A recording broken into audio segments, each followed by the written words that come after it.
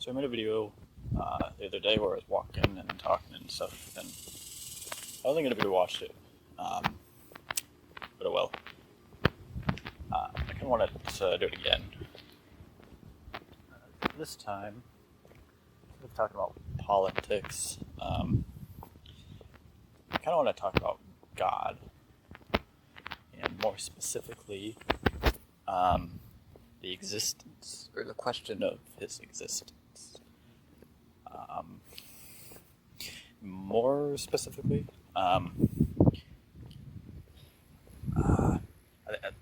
it's kind of like, yeah, the question of his existence, whether he exists, that stuff. I was watching a video the other day about, and this is something that I often think about this stuff. I never really talk about it with anyone, so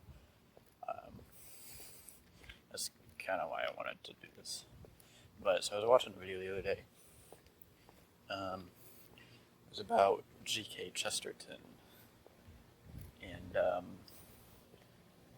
well, I didn't finish watching the video because I stopped because I had a thought. And the thought I had was basically about the universe. And it's not like a philosophical thing. Well, you might consider it, but I don't really. And so this is kind of me I haven't necessarily refined these thoughts, so don't expect some genius, philosophy or whatever. This is pretty much just me rationalizing it to myself. Basically. So, I guess the question that I'm addressing is, where is the evidence for God? That's what I'm trying to get at. So, where is the evidence for God?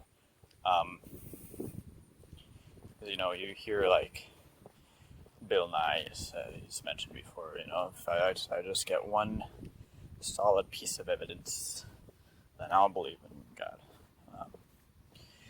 So yeah, I had a thought about the universe.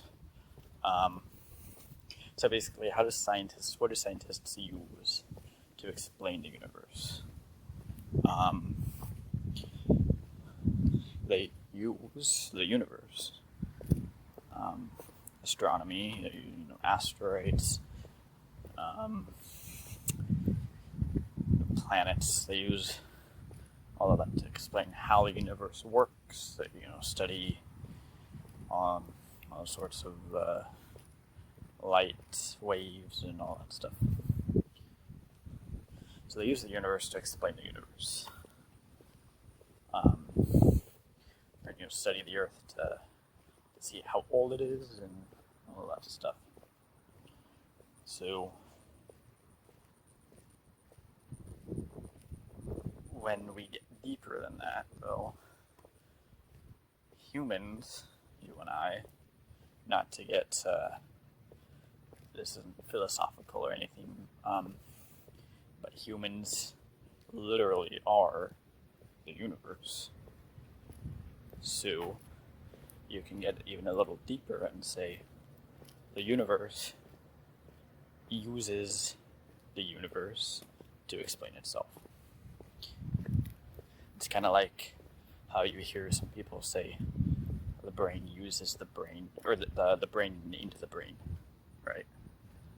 And even the brain, uses the brain to explain itself. It's kind of the same thing.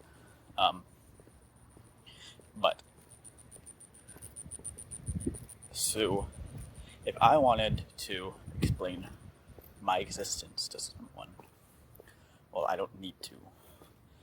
I am self-evident.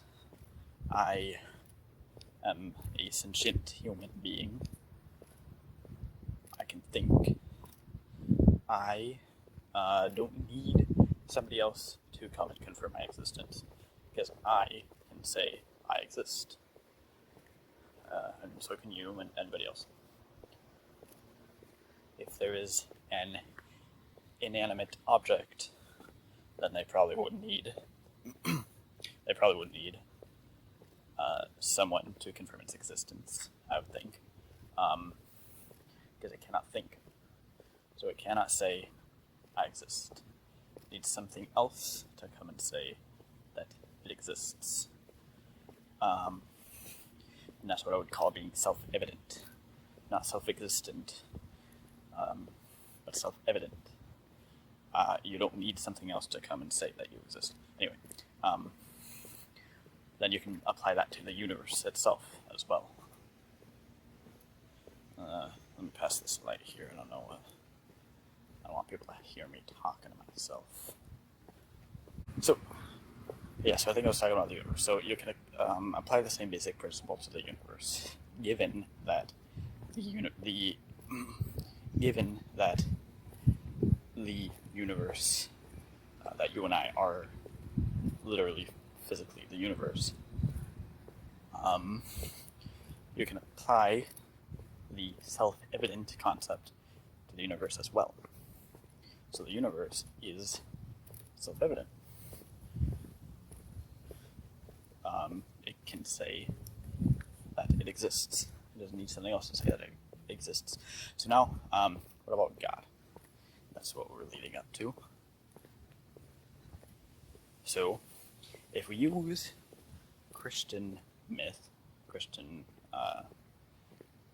mythology, and I don't use that word to mean that it's not true.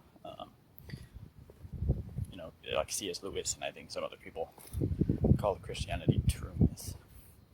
So I'm using it in an older sense of the word than what you and I would think. So, but if we use the God of the Bible, the Christian God,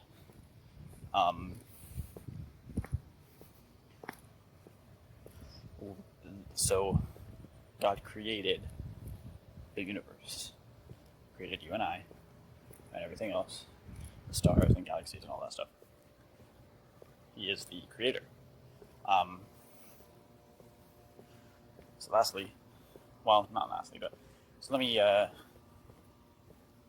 of make an analogy here. No analogy is perfect, but so this might sound a little stupid, and that might be true. But so imagine if I managed to make a living, breathing creature somehow, and I put it on my bookshelf or something, or I put it in like my desk.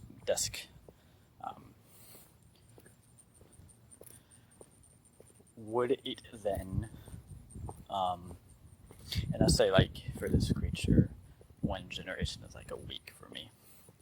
So like 10 generations for this creature later. It is now questioning whether I exist or not. Well, I don't need that creature to confirm that I exist. I can confirm that I exist, given that I am self-evident, and that I am the one who created it. So I don't need it to tell me that I exist. So you could probably guess where I'm going with this. Given that God created you and I, the universe, God does not need you or me to say that he exists.